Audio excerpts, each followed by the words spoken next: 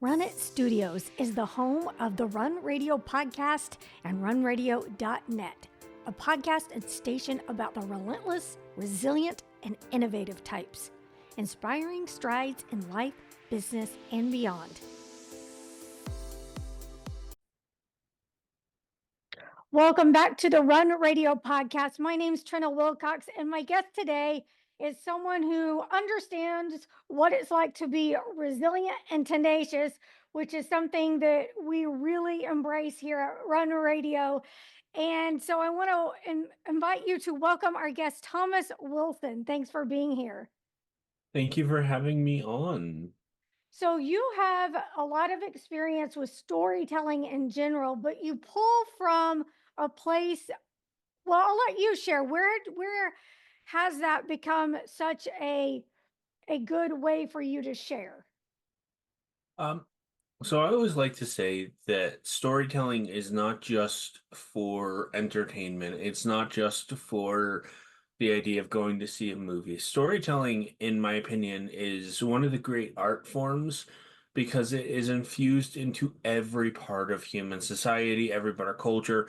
We tell stories when we talk to friends. We tell stories when we paint. We tell stories on podcasts or radio shows. We even tell stories simply by our emotions. So when I was a kid, I've loved stories ever since I was very young. Before I could read, my parents read to me stories. That was my favorite activity. To this day, I love hearing a good story being told. But in my life, one of the other things that I've noticed is stories have this beautiful, wonderful capacity to connect us, to help heal our pain, and also help us build up our who we want to be and also our degree of self-advocacy. So I have written books, I have done storytelling for a number of years, but I also work in healthcare. And in late 2021, I decided that I was going to officially become a storyteller. I was going to open my business, R&H Creative Advocacy, at a point where I really needed a change. I needed something to push me through. And that idea of storytelling in what was a really dark moment was really rocketed me out of that for a moment. It created this very powerful motivation. And I'll be honest, a lot of what I'm doing now when it comes to Dungeons and Dragons storytelling, active play events, public speaking, podcast interviews, all of it, I kind of stumbled into it as I did my work because I realized there was a need.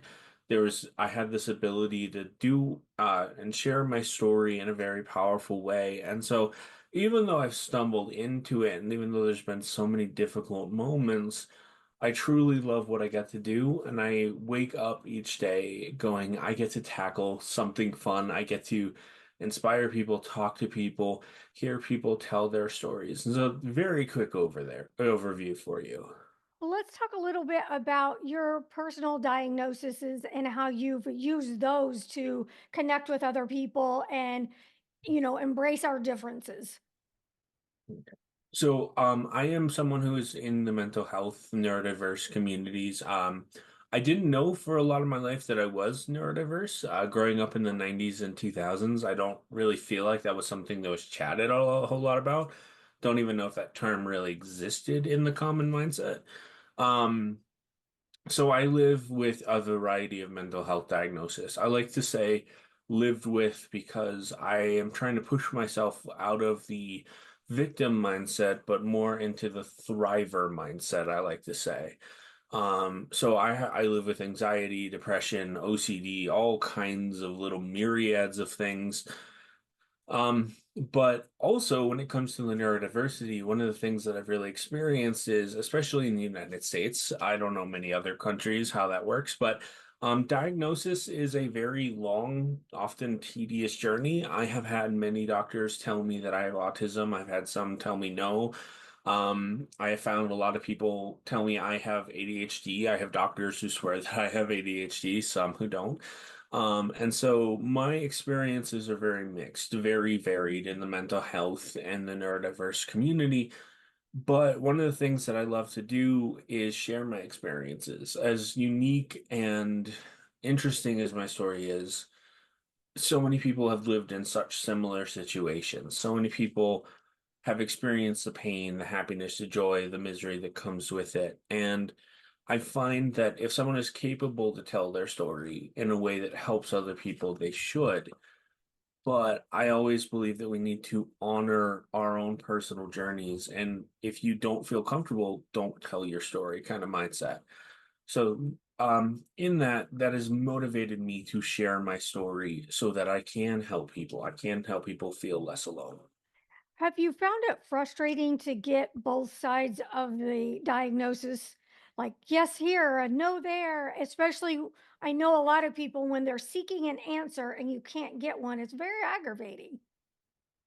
It's so, yes, the diagnosis journey is deeply frustrating. I know for myself, like it's pretty common among the majority of my doctors that we all agree I have some degree of autism, some degree of ADHD, and numerous other things. Um, but there's a lot of things within that journey that many people go through. There's a lot of stigma, even within healthcare itself. There's a lot of ableism and personal bias and frustrations and many other things just within the healthcare system that make it so much harder. And then when you go into the realm of being in a societal situation of, I have to tell people about this, I have to try to process these things, it makes it even harder. And as much as we want to admit we are in this grand mental health age, we're really not. We're still in what I like to call the stone age of mental health care because we're actually building the tools now as a society. But I will say there are many good things that go along with it, identification, pride that can happen. But it's a very jaded, very difficult system. And I think that's part of the reason why I am such a big fan of certain aspects of um, the self-diagnosis kind of journey, identifying, learning on our own within a healthy and conducive environment, because many people are starting to figure that out, and that can be a very powerful pathway forward. I think getting the right tools in our toolkit is very important, and sharing what those are can be really powerful. Oh, absolutely.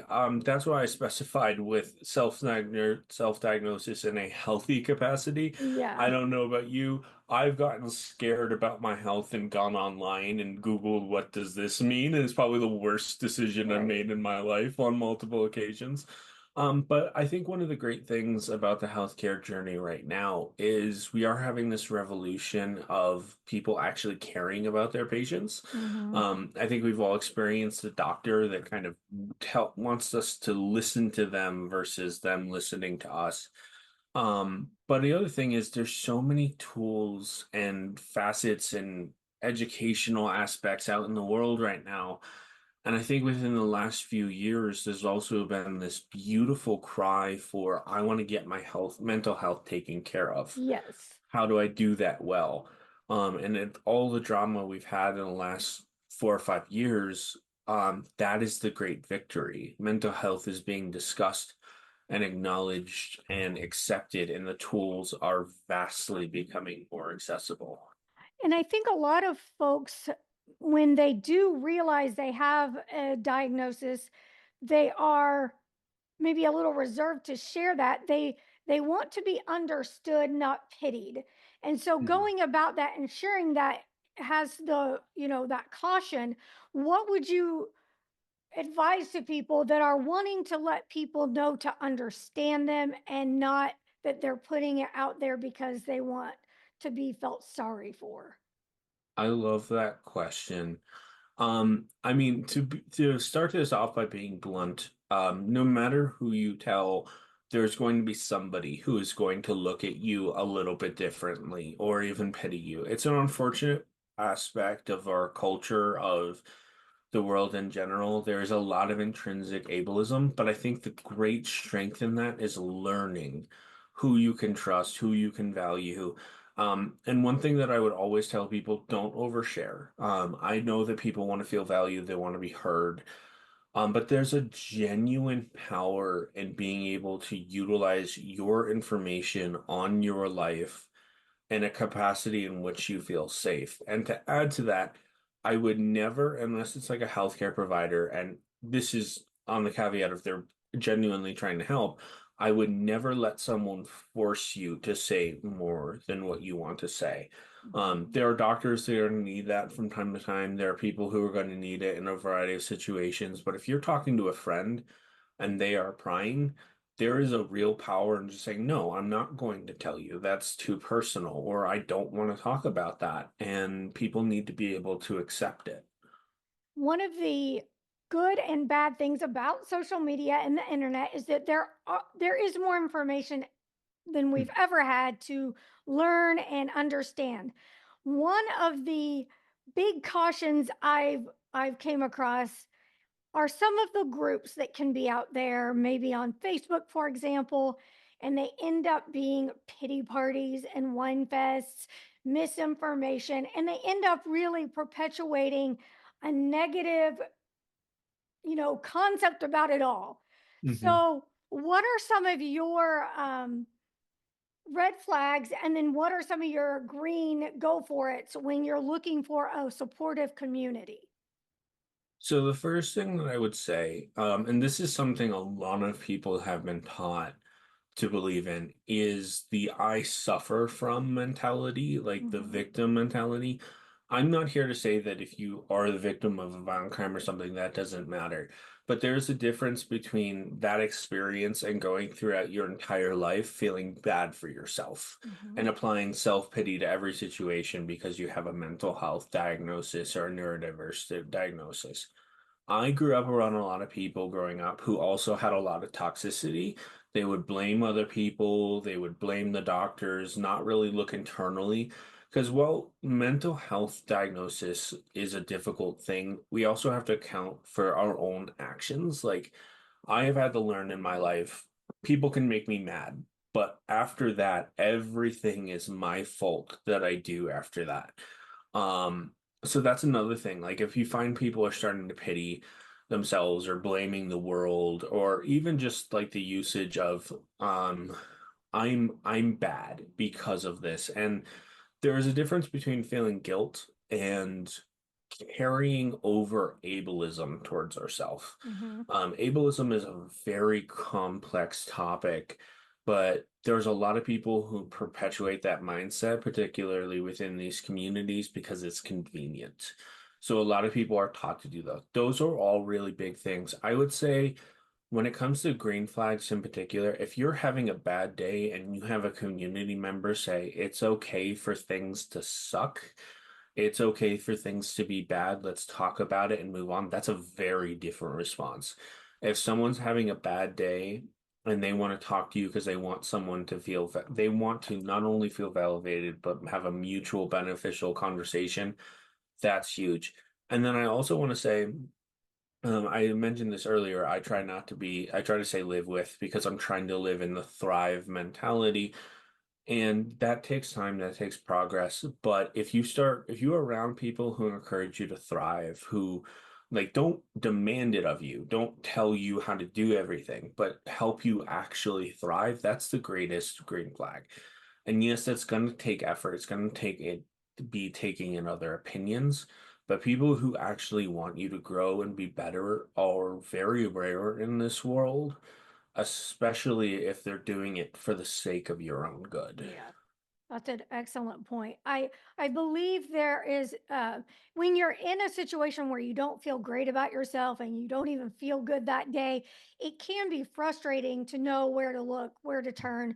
You don't want to go all the way down in the dumps, but you also don't want the toxic positivity either Hmm. because that can be just as dangerous. Hmm. So finding that good support is very important. Now let's talk a little bit about getting diagnosed because right now, especially in our country, that's a big thing for people when it comes to ADHD, neurodivergency. Do you have any tips on seeking that out and having patience with the process? Yeah, so the first one I would say be cautious with the information you're given. Okay. I have seen a big surge in a lot of people, especially within the neurodiverse community, um, not being qualified to diagnose someone and randomly diagnosing a friend or like the mindset of, oh, you have these social tics, you probably have autism kind of thing. or mental health, we have to be really cautious and find the people that we can actually trust to help us find those journeys. I've mentioned the self-diagnosis. I think it's a very important journey, but we also have to temper our expectations. There is a Mhm. lot of resources out there, a lot of doctors that when they hear us, they're not always looking for our best. It's unfortunate. It happens in healthcare. People are really there sometimes for a paycheck or to get through the day. But I will say also with the information, not just externally, but be careful with what you tell yourself. The diagnosis journey is really hard. It's very complex. And one of the easiest ways for us to lose our patience with the system is to lose our patience with ourselves. Mhm. We don't need to be happy all the time. We don't need to always put up with all the crud that goes on. But this journey is really best served when we give ourselves the patience to give ourselves grace, to give the process grace, and to acknowledge that you're probably going to get a variety of different answers because the actual diagnosis on the part of doctors very complex and we are still very much figuring out so many of these diagnostic aspects in this world right now, and it's far from perfect. Which I think is a good point to be prepared, do research. But when it comes to an actual legitimate diagnosis, Mhm. you need a trained professional to give you that and not Mhm. just an online quiz. Absolutely. And I would say, again, I've mentioned a doctor that we can trust. I'm a big believer that, even good doctors aren't going to mesh with someone. In my work, I don't always mesh with my clients and we move on. But having a doctor that you can trust and you actually mesh well is going to give you a better answer just because there is that chemistry and that healthcare relationship. And typically, as human beings, we tend to let our guard down more and be more honest with people we feel comfortable with, which is another huge aspect of getting an accurate diagnosis. So you've been doing a lot of speaking, you've written books. What are you working on right now? Right now, I have a variety of things. I've just started doing some educational classes. I'm hoping right now, as someone who does a lot of storytelling events, I'm looking into kind of creating a storyteller support group where we can work together and share ideas and talk about the difficulties of the day while also fostering that growth. I'm also working on developing my next Skillshare class, my next Udemy class, as well as I often find that I am also looking for new organizations or new people interested in finding out about this work, trying to get out into the world, do creative arts in a way that benefits the community. And I'm sure by the time we're done with this interview and done today, I will probably have 15 new projects pop up. All right. Well, where can people go to stay in touch with you and keep up on all those moving parts? Absolutely. So I'm on LinkedIn. Thomas Rhodey Wilson, I believe, is what I have on there. I can always make sure there is an accurate link. My email is ndttrpg@gmail.com. Never realized how many of those letters sound the same until I created the email. And then you can also check out RH Creative Storytelling, a creative advocacy and restart RH Creative Advocacy and Storytelling.net, which is my website, and I'm working on completely revamping that for the new year coming up. And I'll make sure every other link, like a link tree, is passed down in the comment section as well. Sounds great. Looking forward to it. Thanks for sharing a little bit of your world today. Thank you. I enjoyed this. Great. Be sure you're following along and keeping up. You can link over to watch more and listen from runradio.net. Thank you. Thank you.